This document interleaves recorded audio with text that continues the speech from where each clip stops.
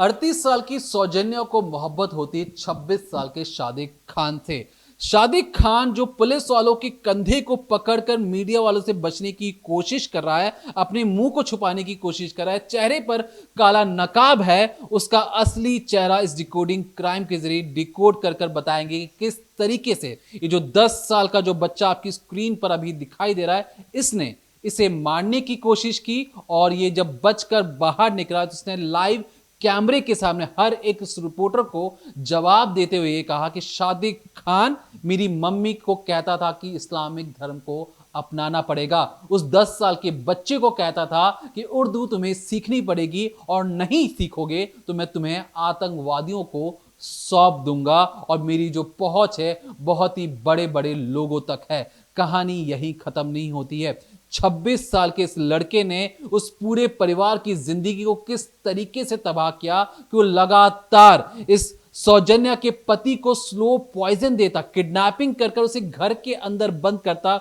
वहीं पर मारता पीटता और हर बार धमकी देता कि अगर परिवार की किसी भी शख्स ने बाहर जाकर रिश्तेदारों और पुलिस को बताया तो मैं पूरे परिवार को मौत के घाट उतार दूंगा, तुम्हारे 10 साल के बच्चे को टेररिस्ट ऑर्गेनाइजेशन में भेजकर उसे एक आतंकवादी बना दूंगा। इस तरीके की बात सुनकर पूरा का पूरा परिवार डरा सहमा रहता था। 26 साल की इस लड़की का दिमाग इस कदर चलता था कि उसने परफेक्ट क्राइम करना सीख लिया था। उसने एक नहीं, दो नहीं, तीन नहीं, बल्कि चार मौतें या कहें हत्याएं की और इस तरीके से उसने हत्याएं की कि किसी का भी शक उस शख्स पर कभी ना जाए। लेकिन कहानी में ट्विस्ट तब आता है जब ये 10 साल का लड़का पानी से उसे निकाला जाता है। और निकालता कौन है? मछुआरे जब उस बच्चे को बाहर निकालते हैं और रोते रोते पूरी दुनिया को बताता है कि शादिक सर मेरे घर पर आते थे, मेरी मम्मी को तंग करते थे, मेरे पापा के चेहरे पर चाकू मारा और यहां तक कि पूरे परिवार ने तंग आकर फैसला किया कि हम शादिक खान से दूरी बनाएंगे और मौत के आगोश में चले जाएंगे। क्या है पर्दे के पीछे की वो डरावनी कहानी, जानेंगे इस डिकोडिंग क्राइम के जरिए। तो ये आंध्र प्रदेश का काकीनाडा इलाका है और यहाँ पर आप एक घर की तस्वीर देख रहे हैं। कैमरा जैसे जैसे अंदर जा रहा है कमरे की तरफ आपको दिख रहा होगा कि बिस्तर पर कुछ महिलाएं जो हैं वो कपड़े संवारने की कोशिश कर रही हैं और सामने जो लोग हैं वो उनसे कुछ सवाल करने की कोशिश भी कर रहे हैं। ये घर है सादिक खान का, उसी सादिक खान का जिसने एक पूरे परिवार को टॉर्चर किया और उन्हें मौत के घाट उतार दिया। इस घर के अंदर, सादिक खान के घर के अंदर पुलिस के द्वारा सर्च ऑपरेशन चलाया जा रहा है और जानने की कोशिश की जा रही है, पता लगाने की कोशिश की जा रही है कि जो इतनी बड़ी बड़ी चीज़ें ये कहता था उस परिवार को, कहता था टेररिस्ट ऑर्गेनाइजेशन में भेज दूंगा, बच्चे को मार दूंगा, तुम्हारे पूरे परिवार को खत्म कर दूंगा, जो भी सारी वो चीज़ें कह रहा था आखिर वो किसके दम पर कह रहा था। एक एक करके पुलिस सारे सबूतों को इकट्ठा करने की कोशिश कर रही है। लेकिन काकीनाडा के गोदावरी ब्रिज पर खड़े होकर 4 लोग, एक माता पिता, एक उनकी बेटी और एक छोटा सा 10 साल का बच्चा अचानक से नदी में गिरते हैं और उसके बाद जो बच्चा है, जो 10 साल के जो आप छोटा सा बच्चा देख रहे हैं, जो ग्रिल होती है उसमें वो फंस जाता है, चिल्लाने की कोशिश करता है, खुद को बचाने की कोशिश करता है कि तभी रात के अंधेरे में 2 मछुआरे इस बच्चे को देखते हैं। इस बच्चे को देखने के बाद मछुआरे वहां पहुंचते हैं, उसका रेस्क्यू किया जाता है, पुलिस की टीम को बुलाया जाता है और बहुत कड़ी मशक्कत के बाद इस 10 साल के कार्तिकेय को इस नदी के और इस ब्रिज के ऊपर से बाहर निकाला जाता है और जैसे वो बाहर आता है उससे पूरी कहानी पूछी जाती है। इतने में जो मछुआरे वो बताते हैं कि अंदर शायद 3 लोग और हैं। जब उन्हें निकालने की कोशिश की जाती है तो वो जो 3 लोग थे वो जिंदा नहीं मिलते बल्कि उनकी लाश मिलती है। वो 3 लोग कौन थे? तो दरअसल उसमें से एक 38 साल की सौजन्या थी, उस बच्चे की माँ, उसमें उस बच्चे के नाना नहीं थे, नोना राजू, और साथ ही साथ उनकी पत्नी मीना। अब जब उस नदी के अंदर से 3 लाशें निकलती हैं और एक बच्चे का रेस्क्यू किया जाता है, पुलिस उससे पूछने की कोशिश करती है और बाकायदा वहां पर प्रेस वाले पहुंचते हैं, टीवी पर उसका इंटरव्यू आता है और तब जो बच्चा कहानी बताता है वो आपको जानने और सुनने की ज़रूरत है कि किस तरह से सादिक खान ने उसके घर को टॉर्चर किया था। मेरा नाम रियांश कार्तिकेय रेड्डी है और मैं लक्ष्य स्कूल में कक्षा 5 में पढ़ता हूँ। मैं उसे कक्षा 3 से जानता हूँ। मुझे राइफल शूटिंग में रुचि थी और जब उसे स्कूल से निकाल दिया गया तब उसने मुझे अपना फ़ोन नंबर दिया और अपनी अकादमी में आने के लिए कहा। इसके बाद से हम लगातार संपर्क में रहे। बाद में मैंने उसे कई बार अपनी माँ के साथ मारपीट करते हुए देखा। वो लगभग हर दिन मेरी माँ को पीटता था और वो बहुत रोती थी। मैं बहुत डर गया था। वो मुझे धमकी भी देता था और कहता था, अगर तुमने किसी को बताया तो मैं तुम्हें आतंकवादियों के हवाले कर दूंगा, किसी को कुछ मत बताना। उसकी धमकियों की वजह से मैं जो कुछ हो रहा था उसके बारे में किसी को बताने से डरता था। मेरे परिवार के साथ जो कुछ हुआ उससे मैं बहुत दुखी हूँ। मेरा मानना है कि मेरे पिता की भी हत्या की गई थी जब प्रोद्दा टूर में विजया ट्रेडिंग सेंटर के पास कथित तौर पर किसी चीज़ में रसायन मिलाया गया था। मेरा पूरा परिवार बर्बाद हो गया है और मैं खुद को बेहद दुखी और असहाय महसूस करता हूँ। मेरे परिवार के साथ जो हुआ वो बेहद भयावह है। मैं चाहता हूँ कि सच्चाई सामने आए और मेरा मानना है कि अगर वो दोषी पाया जाता है तो उसे कानून के तहत सबसे कड़ी सजा मिलनी चाहिए। तो आपने सुना, ये बच्चा लगातार बोल रहा है कि सादिक खान उसकी माँ को हर रात पीटता था, उसने उसके पिता का कत्ल कर दिया, उसके पिता को पॉइजन दे दिया और यहाँ तक कि सादिक खान ही वो वजह है जिसकी वजह से ये जो 4 मौतें हुई हैं, एक उस बच्चे के पिता की, बच्चे की माँ की और बच्चे के नाना नानी की, वो सिर्फ सादिक खान की वजह से हुई है। और किस्मत को देखिए कि किस तरह से सादिक खान का सच सामने आया। सोचिए, अगर ये छोटा सा बच्चा भी जो नदी में गिरा था, अगर ये ग्रिल में नहीं फंसता और अगर इसकी भी मौत हो जाती, तो ये जो इंटरव्यू आया है जिसकी वजह से पूरा केस पलट गया है, इस पूरे केस में ट्विस्ट आ गया, पुलिस को भी नहीं समझ में आ रहा कि शुरुआत जो सुलझाने की शुरुआत है वो करे तो करे कहाँ से, इतने सारे सिरे हैं। तो अगर ये बच्चा भी नहीं रहता तो ये सादिक खान जो है, ये जिसने आज एक फैमिली को टॉर्चर किया, वो आगे चलकर किसी और की फैमिली को भी टॉर्चर करता। आंध्र प्रदेश में इसने पूरी वारदात को अंजाम दिया, लेकिन अरेस्ट होता है इसका मेरठ से। यूपी पुलिस को पकड़ती है और टांग कर फिर लेकर आती है, यहाँ पर काकीनाडा लाया जाता है और फिर इससे भी इन्वेस्टिगेशन की जा रही है। लेकिन आखिरकार ये जो सादिक खान है, ये किस तरह से इस परिवार में एंटर करता है, आखिर क्या ऐसी वजह है जिसकी वजह से लगातार जो सादिक खान है वो इस सौजन्या के पति को टॉर्चर कर रहा है, मार रहा है, लेकिन सौजन्या कुछ नहीं कर रही। आखिर ऐसी कौन सी चीज सादिक खान के पास थी जिसकी वजह से ये परिवार लगातार ब्लैकमेल हो रहा था? वो कौन सी ऐसी चीजें थी, कौन सी ऐसी प्राइवेट चीजें थी जिसकी वजह से पूरा परिवार लगातार टॉर्चर सहता जा रहा था, पुलिस के पास नहीं गया था और एक एक करके इन्होंने ऐसे कदम उठाए जिसकी वजह से आज ये इस दुनिया में नहीं है। इसको जानने समझने के लिए आपको सबसे पहले इस परिवार के बारे में जानना होगा। 41 साल के जगदीश रेड्डी पंचायत राज में इंजीनियर के पद पर तैनात थे और इनकी पत्नी थी सौजन्या। अब इनकी कहानी की शुरुआत कैसे होती है? तो दरअसल जो जगदीश रेड्डी हैं और जो सौजन्या है वो करीब करीब 9 साल रिलेशनशिप में रहे और इसके बाद साल 2011 में जब इन्होंने अपने परिवार को बताया तो ये बताते हैं कि देखो मैं एक लड़के से प्यार करता हूँ, बताते मैं एक लड़की से प्यार करता हूँ, दोनों के परिवार वाले मिलते हैं, फैमिली राजी होती है और दोनों की शादी कर दी जाती है। अब ये जो पूरी मैं आपको कहानी बता रही हूँ तो हमारे पास पूरी स्टेटमेंट है, हमारे पास रिमांड रिपोर्ट है और इसके अलावा जिनकी मौतें हुई हैं जिसमें जो सौजन्या है उसने भी बाकायदा एक लेटर लिखा है कोर्ट को और बताया किस तरह से सादिक खान उसको टॉर्चर कर रहा था। तो उसमें इन सारी चीज़ों का जिक्र है जिसमें सौजन्या बताती हैं कि जब 2011 में हमारी शादी होती है, ये लव मैरिज थी, शादी हो जाने के करीब 3-4 महीने तक कुछ भी चीज़ें ठीक नहीं लग रही थी। हमें लगता था कि हम गर्लफ्रेंड बॉयफ्रेंड है, सब कुछ अच्छा होगा शादी के बाद, लेकिन जैसे ही हमारी शादी हुई, शादी के बाद चीज़ें सही नहीं थी, आपस में लड़ाइयाँ हो रही थी, हर रात हम लड़ते थे।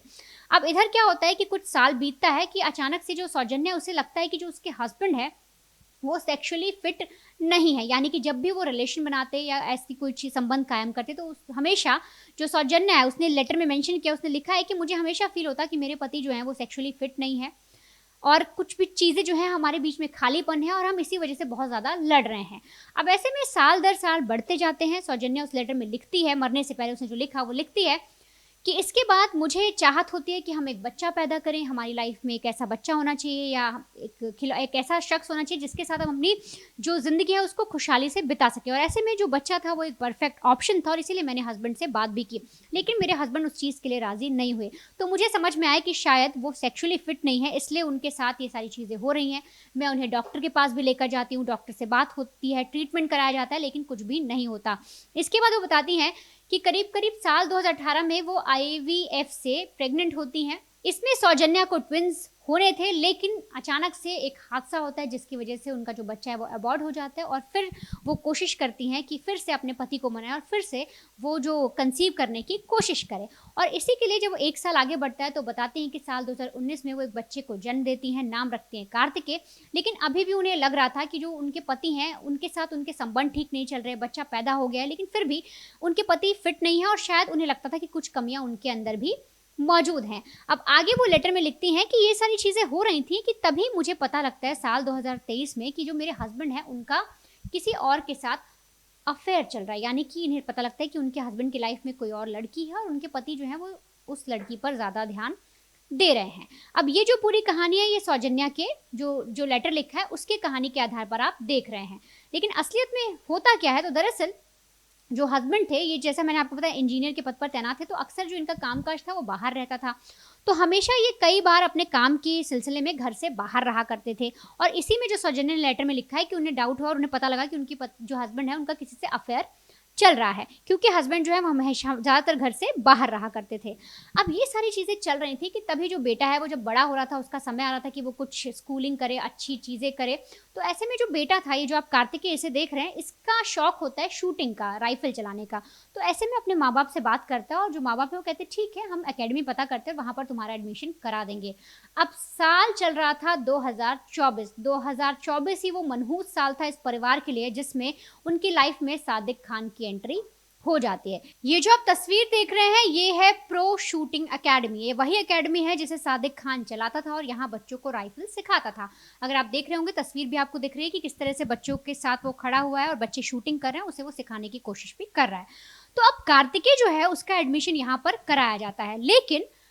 इसमें जो सादिक खान है वो इसी चीज़ का फ़ायदा उठाता है। उसे पता लग जाता है कि जो कार्तिक है उसकी फैमिली के पास प्रॉपर्टी है, पैसे हैं, गोल्ड के बहुत सारे सामान हैं, ज्वेलरी है, और इसी का वो फ़ायदा उठाता है, जानने की कोशिश करता है कि आखिर फैमिली में डिस्प्यूट चल रहे हैं, नहीं चल रहे हैं, चीज़ें ठीक है कि नहीं है, क्या मैं इस फैमिली को अपने उंगलियों पर नचा सकता हूँ कि नहीं। तो उससे वो क्या करता है, बच्चे को सबसे पहले अपने काबू में करता है। काबू में करने से मतलब आप समझिए एक बच्चा जो सीखने जा रहा है उसके लिए अगर टीचर उसे प्रेस करे, अच्छी अच्छी बातें कहे, उसको एक्स्ट्रा एफर्ट दे उसको सिखाने के लिए, तो क्या होगा कि बच्चा भी खुश होगा, बच्चे भी अपने टीचर की बात घर में करेगा। तो अब ये सारी चीज़ें जब लगातार शुरू हो जाती है तो ऐसे में सादिक से मुलाकात हो जाती है उसकी माँ की, यानी कि सौजन्या की, और जो पिता हैं जो जगदीश थे, अब वो भी बच्चे के टीचर से मिलने लगते हैं। अब दरअसल जब पहली बार माँ और बाप, यानी ये जो कार्तिकेय हैं इनके जो माता पिता हैं सौजन्या और जगदीश, जब पहली बार सादिक से मिलते हैं तो नॉर्मल बातचीत होती है, लेकिन जो बातचीत है वो ठीक ठाक होती है। अब ये सारी चीज़ें और ज़्यादा बढ़ जाती हैं, दोस्ती हो जाती है। अब सादिक जो था वो पूरी तरह से माँ सौजन्या और पिता जो जगदीश है उनका दोस्त बन चुका था, और इसी सिलसिले में अब उसने उनके घर पर आना भी शुरू कर दिया। कई बार तो सादिक पहली नज़र में इस तरह से आए कि जब दोनों पेरेंट्स घर पर हैं, बच्चा भी घर पर है, नॉर्मल मिलने आए, बच्चे की तारीफ कर दी, और इसी में वो लगातार देखता कि आखिर इनका घर कैसा है, घर में चीज़ें कैसी चल रही हैं। और उसने एक चीज़ और समझने की कोशिश की सादिक ने कि ये जो सौजन्या है, क्या इसकी लाइफ में कोई प्रॉब्लम चल रही है, क्या इसका अपने पति के साथ जो चीज़ें हैं वो ठीक चल रही है कि नहीं चल रही हैं।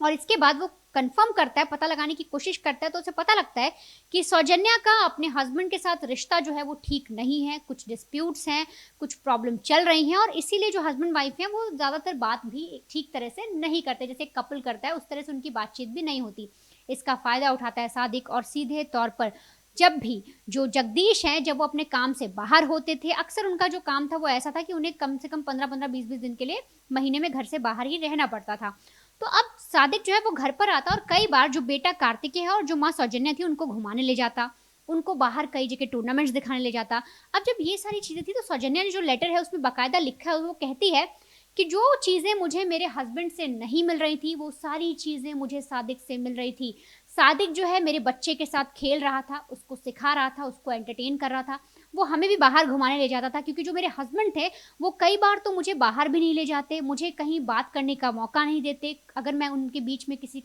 से बात कर लूँ तो उस पर भी वो गुस्सा करते थे। लेकिन सादिक ऐसा बिल्कुल नहीं था। लेटर में सौजन्या ने मेंशन किया है कि जो सादिक था वो अब उसकी ज़रूरत बन गया था, सादिक के लिए उसके मन में विश्वास जाग गया था और अब वो सादिक को पसंद करने लग गई थी। और सादिक भी ये जानता था कि जो सौजन्या है उसे किस तरह से अपने काबू में करना है, क्योंकि वो समझ गया था कि सौजन्या जो खुशी चाहती है वो उसे कभी अपने पति से नहीं मिली, और इसीलिए लगातार वो सौजन्या को मैसेज करता, बातचीत करता, और बातचीत अब इन दोनों की सिर्फ बच्चे तक नहीं सीमित रह गई, अब दोनों की दोस्ती हो गई, और दोस्ती प्यार में तब्दील होती है। जो रिमांड कॉपी है जिसमें जो पुलिस इन्वेस्टिगेशन भी करी उसमें इस बात का जिक्र है कि उन दोनों का अवैध संबंध बन गया था। जब भी जो शख्स है यानी कि जो जगदीश है जब वो काम से बाहर चले जाते थे तो अक्सर रात को जो सादिक है वो इस औरत से यानी सौजन्या से मिलने के लिए उसके घर आता और दोनों रिलेशन कायम करते। यहाँ तक कि बच्चे ने और यहाँ तक कि जो नेबर्स थे उन्होंने भी देखा कि जब बच्चा स्कूल पढ़ने के लिए जाता था दोपहर 2 बजे के आसपास, हस्बैंड घर पर नहीं होते थे, तब भी जो ये सादिक है, ये आदमी सौजन्या के घर पर देखा जाता था और लोगों का कहना है कि इन दोनों के बीच में काफी गहरे संबंध थे और इस बात का जिक्र रिमांड रिपोर्ट में, यानी जो पुलिस इन्वेस्टिगेशन कर रही है उसमें भी आया है कि दोनों के रिलेशन हो जाते हैं, दोनों अब एक दूसरे से प्यार करने लग जाते हैं। लेकिन चीजें यहाँ तक ठीक थी। अब अचानक क्या होता है कि ये जो सादिक है धीरे धीरे उस पर कंट्रोल करना शुरू करता है, उससे पैसे मांगना शुरू करता है। वो पूछता है कि तुम्हारे अकाउंट में कितने पैसे हैं, तुम मेरे साथ पार्टनरशिप में अकाउंट खोलो, तुम्हारे पास और क्या चीज़ें हैं, तुम्हारे गहने क्या हैं वो मुझे दे दो, मैं उसे प्रोटेक्ट तरीके से रखूंगा, सुरक्षित रखूंगा, तुम्हारा हस्बैंड तुम पे ध्यान देता ही नहीं। अब ये सारी चीज़ें 1 साल, सोचिए, इसमें लेटर में लिखी ये बात है कि 1 साल तक सौजन्या जो है वो लगातार सादिक के कहने के इशारों पर चलती रही, उन्हीं चीज़ों के आधार पर चलती, जैसा जैसा सादिक उससे कहता था वो वैसा वैसा करती जाती। लेकिन 1 साल बीतने के बाद उसे अचानक रियलाइज होता है कि अब वो लगातार मारपीट झेल रही है। जो चीज़ें जो हस्बैंड जो शुरुआत में उसका करता था, सेम सादिक भी उसके साथ वही कर रहा है। वो उसे उस तरह से प्यार से नहीं रख रहा, वो सिर्फ उसकी प्रॉपर्टी चाहता है।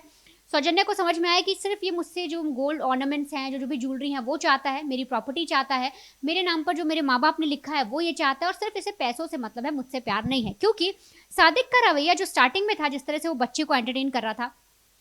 सौजन्या को एंटरटेन करता था, उसके साथ घूमता फिरता था, अब वो बदल गया था। वो अब हर रात जब भी वो सौजन्या से मिलता, वो उसको मारना पीटना शुरू करता, उसको टॉर्चर करता, यहाँ तक कि ये भी कहता कि देखो मेरे पास तुम्हारी कुछ ऐसी चीज़ें हैं जिससे मैं कुछ भी कर सकता हूँ, उन चीज़ों का, तुम्हारे प्राइवेट चैट्स हैं, तुम्हारी प्राइवेट कन्वर्सेशन है और जो भी हमारे बीच में चीज़ें हुई हैं मैं उसको डिस्क्लोज कर सकता हूँ। तुम मेरे नाम पर ये गोल्ड का सामान कर दो, तुम मुझे फ़ोन दे दो, तुम मुझे पैसे दे दो। और ये चीज़ें अब लगातार बढ़ती जा रही थी। इसके बाद सोचिए, ये सौजन्या जो है अगर वो पहले ही समझ जाती तो इस घर का ऐसा हाल नहीं होता, 4-4 मौतें इस घर में नहीं होती। लेकिन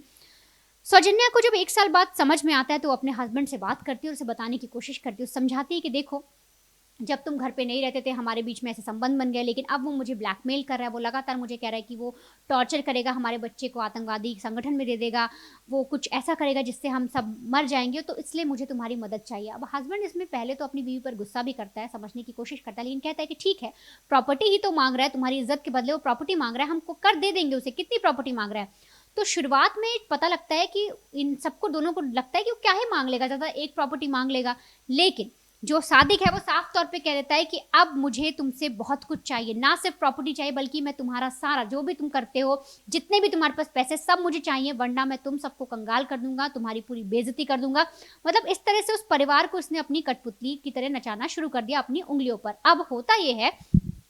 कि बीवी ने जितनी सारी चीज़ें लंबी चलाई थी उसमें ही वो फंसती चली जाती है। यानी कि अब तक जो सादिक बाहर से कंट्रोल कर रहा था वो अब इनके, आप यूँ समझिए, घर में ही उसने पैर पसार लिए और यहाँ तक कि अब वो उसके हस्बैंड के साथ मारपीट करने लगता है। जो सौजन्या है और जो उसके माँ बाप हैं, जब आप इसमें एक बात और लिखे रिमांड कॉपी के अंदर कि जब सौजन्या और इन दोनों के बीच में रिलेशनशिप बनता है और सौजन्या बोलती कि मेरे तो हस्बैंड भी हैं, मैं उन्हें कैसे अलग करूँ, उनको डिवोर्स दूँ, क्या दूँ, तो ये लोग प्लान करते हैं कि उसे रास्ते से हटा दिया जाए। अब जब ये पूरा इन्वेस्टिगेशन हो रहा है, जब पूरी चीज़ें खुलकर आ रही, तो ये भी डाउट हो रहा है कि क्या पत्नी भी उस चीज़ में शामिल तो नहीं थी, कि जो जगदीश का कत्ल होता है या जो उनकी मौत होती है, क्या वाइफ भी उसमें शामिल नहीं थी। हालांकि उसने अपने नोट में इस बात का जिक्र नहीं किया सौजन्या ने।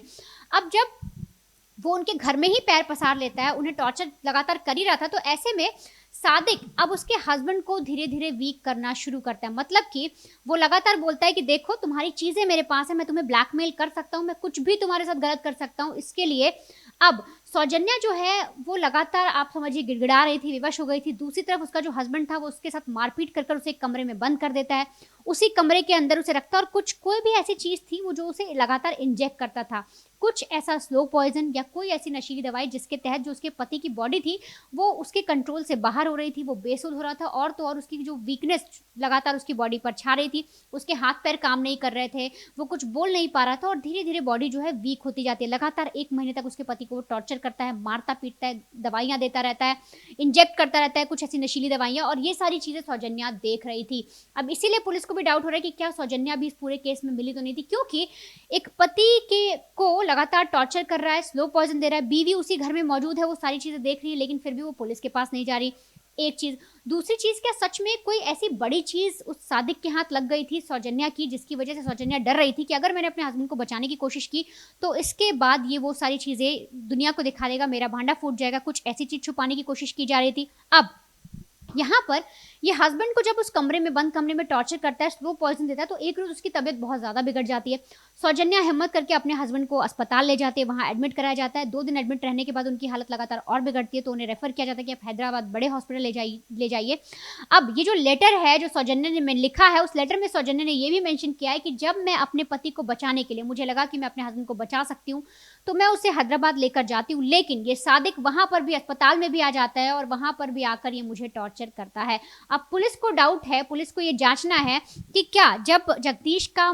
हत्या होती है, यूं समझिए जगदीश की जब मौत हो जाती है अस्पताल के अंदर, तो क्या उस वक्त भी सादिक ने कुछ ऐसा किया था, कुछ ऐसा इंजेक्ट किया इंसुलिन के अंदर, कुछ ऐसी चीजें मिलाकर उसको दी जिसकी वजह से उसकी मौत हुई? ये भी एक बहुत बड़ा राज है जिससे पर्दा सिर्फ सादिक उठा सकता है, क्योंकि बाकी सब तो मर चुके हैं, बाकी सबकी लाश पुलिस को मिल गई है, लेकिन सादिक जो लगातार टॉर्चर कर रहा था वही इस चीज से, जो इस केस से पर्दा उठा सकता है। क्योंकि जब पुलिस इन्वेस्टिगेट भी कर रही थी तो उन्होंने ये भी बताया, इस रिमांड कॉपी में मेंशन किया है कि जहां पर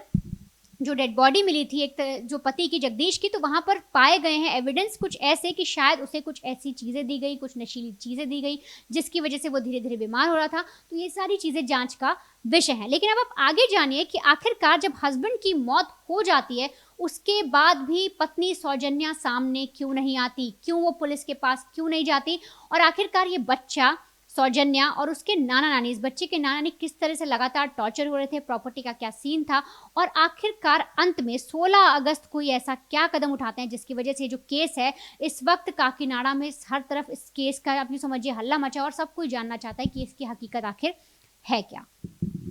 टॉर्चर की कहानी अगर आपको सुनना है तो समझना पड़ेगा कि सौजन्या ने मरने से पहले जो बातें बताई उसमें बहुत ज्यादा रोंगटे खड़े हो जाएंगे। दरअसल 10 दिन पहले उसने लगातार सादिक खान ने 3 दिन तक पिटाई की सौजन्या की, अलग अलग तरीकों से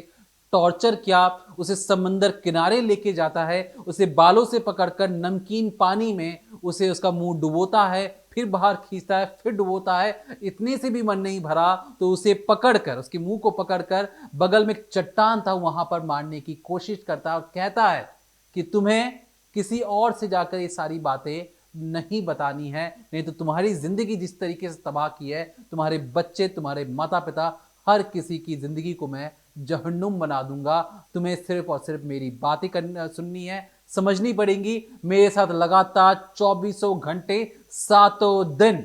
फोन पर तुम लगातार कांटेक्ट में रहोगी, व्हाट्सएप के जरिए बताओगे कि अगले मिनट तुम कौन सा काम कर रही हो, कहाँ जा रही हो, फोन पे किसे फोन करने वाली हो, क्या बातें होने वाली है, हर एक उस चीज के बारे में मुझे जानकारी होनी चाहिए। सादिक खान को लगा कि पति के मरने के बाद, जब पति की उसने हत्या कर दी, उसे लगा कि इस परिवार पर कंट्रोल करना सिर्फ और सिर्फ उसी का हक है। अब यहां पर कंट्रोल तो सिर्फ एक बहाना था। दरअसल इसे पता लग चुका था कि इस फैमिली के पास अपार धन है, सोने की बिस्किट्स हैं, सोना है, ज्वेलरी है, जमीन जायदाद भी है, और इन जमीन जायदाद को लेकर ये अक्सर सौजन्या को टॉर्चर करता था और कहता था कि अगर तुम मेरी बात नहीं मानोगी तो तुम्हारे बच्चे को मैं उठाकर एक आतंकवादी संगठन में भेज दूंगा। अभी जो सारी जो चीजें सौजन्या ने अपने माता पिता को भी बताई, तो माता पिता को भी जाकर ये धमकी देता और कहता कि जैसा मैं बोलूं वैसा तुम करो। अब यहां पर धमकाने का सिलसिला तो घर के अंदर कर ही रहा था, साथ ही साथ उस घर के जो लॉकर्स थे, पैसे थे, उसे लेकर भी बाहर डीलिंग करता, बड़े बड़े रियल स्टेट्स वालों के पास जाता, डीलर्स के पास जाता और वहां पर जाकर कहता कि अगर आपको ये जमीन पसंद आ रही है, मैं इसे बेचने के लिए तैयार हूं। एक फैमिली है जो इसे बेचना चाहती है। जो डीलर थे जो जमीन को खरीदते तो कहते कि ठीक है, हमें उस फैमिली से मिलवाइए जो ये जमीन खरीदना चाहते हैं। सादिक खान डरा धमका कर उस फैमिली से कागजात लेकर आता और दिखाता कि सर देखिए, ये रहे जमीन के कागजात, जो आपको जो जो चीजें चाहिए हमारे पास कागजात में कोई गलती नहीं है, आप गवर्नमेंट से जाके चेक करवा सकते हैं। डीलर जोर दे के कहता कि हमें जरा एक बार फैमिली से मिलवा दीजिए, वो कौन सी फैमिली है जिन्होंने इतनी बड़ी जमीन ली है, जिन्हें बेचना है। तो वो बार बार ये कहता है कि सर देखिए, जमीन को बेचने और खरीदने को लेकर उन्होंने मुझे नियुक्त किया है, आपसे मुझसे डील कीजिए, परिवार से डील करने की जरूरत नहीं है, क्योंकि परिवार को अभी पैसों की जरूरत है, आपसे जमीन पे फोकस कीजिए। और जमीन बेचने के बाद उस पैसों से ये अय्याशी करता, उस पैसों से इधर उधर घूमने निकल जाता और परिवार को बार बार टॉर्चर करता कि अगर तुमने इस बात को लेकर कहीं बाहर मुंह खोला तो तुम्हें, हमारे पूरे परिवार को एक एक कर मैं मौत के घाट उतार दूंगा। अभी जो सिलसिला है,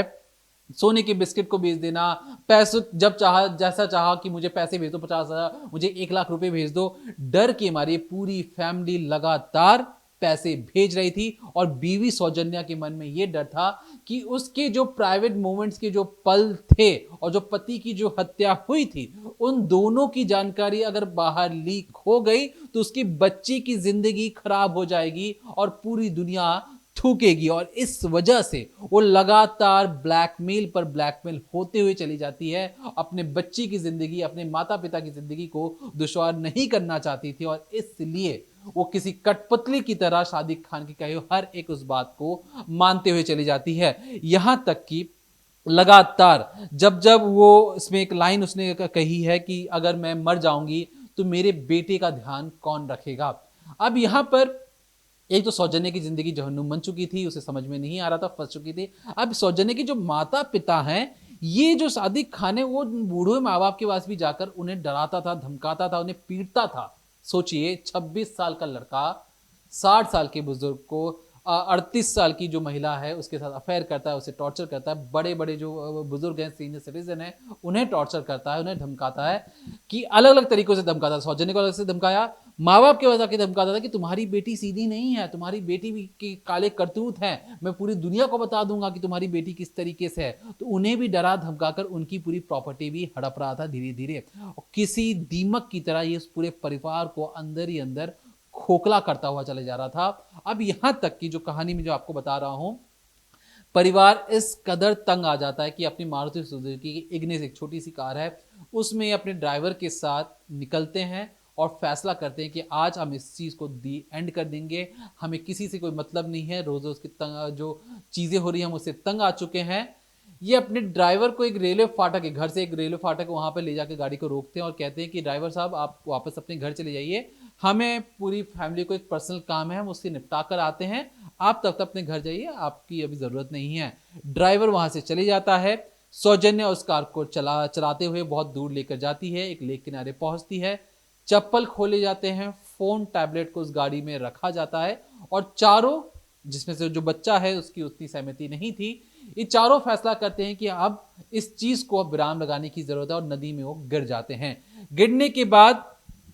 जो चीजें निकलकर सामने आती है कि जब मछुआरे मछली पकड़ रहे थे तो उन्हें देखा एक मासूम उस ग्रिल पर अटका हुआ है, उसे जब पकड़ा जाता है तब पूरी कहानी एक एक कर सबके सामने आती है कि किस तरीके से कोचिंग इंस्टीट्यूट के नाम पर एक सादिक खान एक घर के अंदर दाखिल होता है, किसी शैतान की तरह उस पूरे परिवार को एक सम्मोहित कर लेता है। सबसे पहले जो बीवी थी उसे सम्मोहित करता है, जो पति था उसे शारीरिक तौर पर कमजोर कर बार बार सेडेटिव्स देकर, नशे की चीजें देकर, कि जो पति सोचिए अपने आखिरी पलों में जब वो था, वो चल भी नहीं पा रहा था, उसे वो किडनैप कर मारता पीटता था, घर पर जाकर पीटता था। खुद बच्ची की जुबानी है कि जब देर रात जो पढ़ाई कर रहा था तब अचानक से ये आता है और चाकू मारना शुरू करता है। तो ये एक बार की कहानी नहीं थी, कई बार की कहानी थी। और सादिक खान को लगा कि उसके हाथ में तो खजाना लग चुका है, जब चाहे जैसे चाहे वो उनसे एक्सप्लॉइट कर उनसे पैसे की उगाही कर सकता है, क्योंकि उस घर की अर्धांगिनी पर उसने